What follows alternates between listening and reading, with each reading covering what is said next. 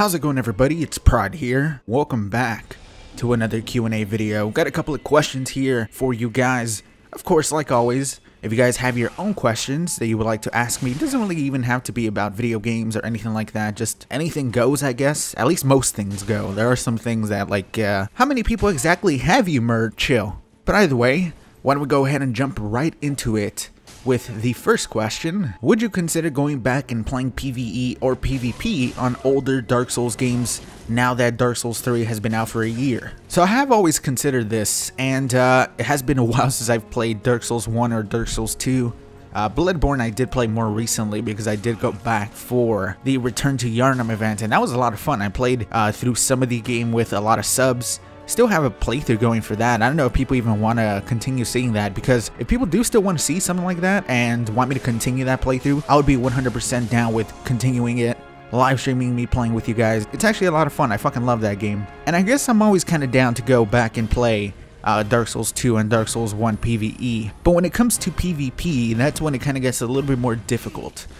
Because those games are kind of dead. I don't know exactly about Dark Souls 2 being 100% dead, but I'd say that it's kind of empty. And of course, I'm talking about consoles here. I'm sure that there are more people on PC, but at the moment, I've actually never played Scholar of the First Sin. I only played the original Dark Souls 2, and when Scholar of the First Sin came out, I was way too busy still with recording for montages on Call of Duty, because in case you guys don't know, yeah, that's what I used to do. 400 videos ago, around there, all Call of Duty.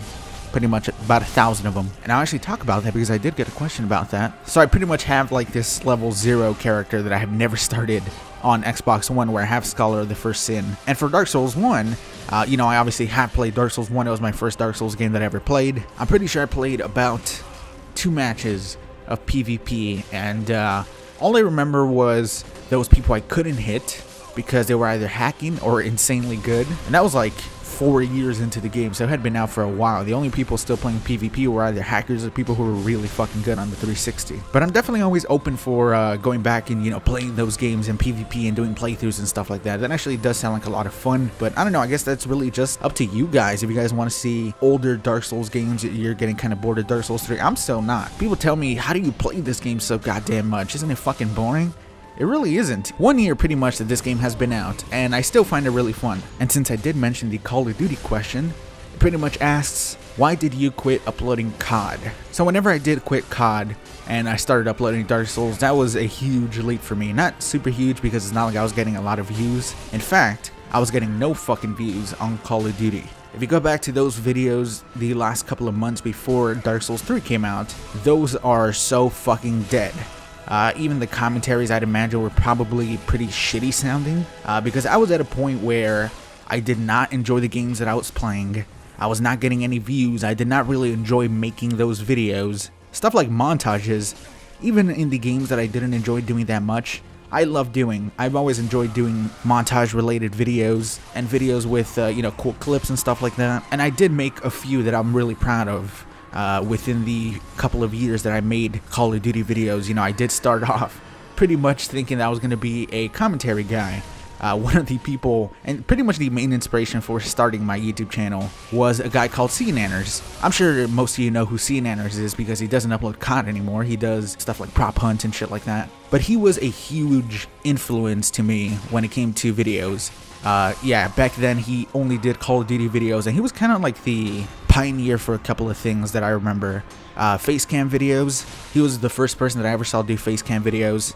He's the first person that I ever saw doing a layout for videos, specifically like showing your facecam, the exact class that you're using, stuff like that, how many kills you get. I remember seeing his channel and seeing those videos, and I'm like, fuck me, dude, I am so far behind where I'm talking with a very shitty microphone that's inside my computer making shitty commentaries. And he was definitely like the huge inspiration for me, even for my brother. If you go back to those very early videos, and I would suggest you don't, because they're fucking terrible. In case you guys don't know, I am Hispanic, and it's very obvious back in those videos. Obviously there's nothing bad about that, but the accent was pretty thick back then. But I would kind of try to talk in this, hello, my name is Prod, and today we got a Call of Duty video, because that's the way CNanners used to make his videos, and I used to try to talk like that, and it was fucking awful. But I pretty much stopped uploading Call of Duty because I didn't enjoy what I was playing anymore. That's pretty much straight up why. I didn't care for the game, Advanced Warfare, Black Ops 3, I didn't really enjoy these games. And it was a tough choice because it was basically like, are these past 6 years gonna be all for nothing? They're just gonna go to waste?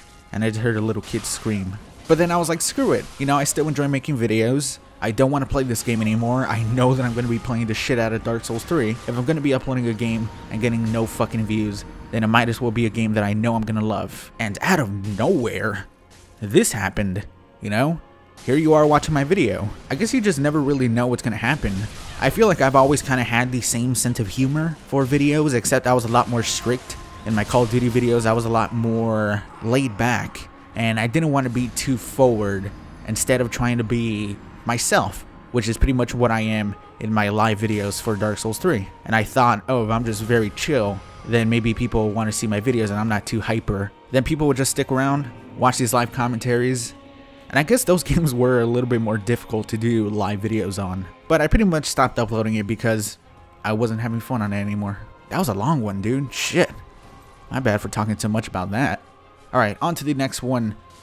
Do you have any hope we will see a new Fromsoftware game this year in 2017? I do.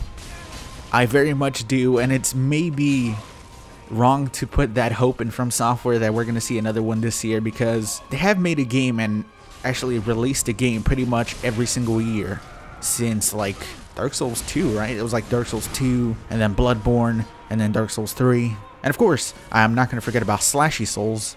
That was out too, the major release of that. And I would hope that they would really think and be like, I don't know, we want to break this streak. We're kind of on a hot streak.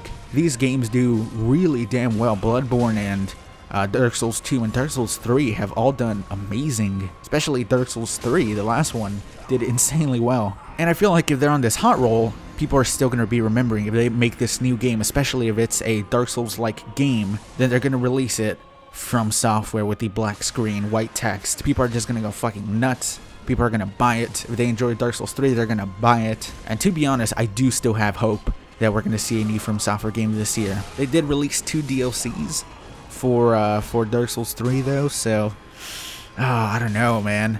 I want to know what you guys think. Do you guys think we'll see a Fromsoftware game this year? But I don't know.